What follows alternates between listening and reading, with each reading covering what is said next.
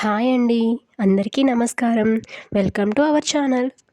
మాఘమాసంలో వచ్చేటువంటి నవరాత్రులనే శ్యామలా నవరాత్రులు అంటారు. శ్యామలాదేవి రూపమే సరస్వతీదేవి అని కూడా చెప్పవచ్చు.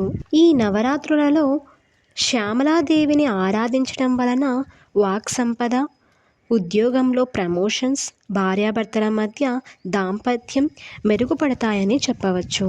నవరాత్రులలో వచ్చే పంచమి అత్యంత ముఖ్యమైనది.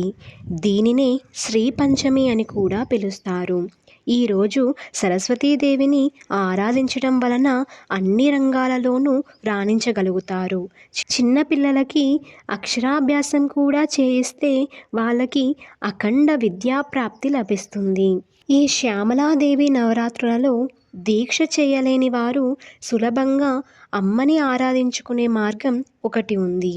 ప్రతిరోజు ఉదయాన్నే స్నానం చేసి ఇంట్లో పూజ చేస్తాం కదా, అప్పుడు శ్యామలాదేవి యొక్క దండకం మరియు స్తోత్రం భక్తిగా పఠించగలిగితే చాలు.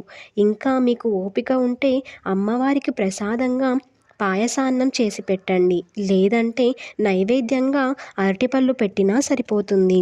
ఇంకా మీకు దగ్గరలో అమ్మవారి గుడిలో శ్యామలాదేవి హోమం చేయిస్తుంటే తప్పకుండా పాల్గొనండి.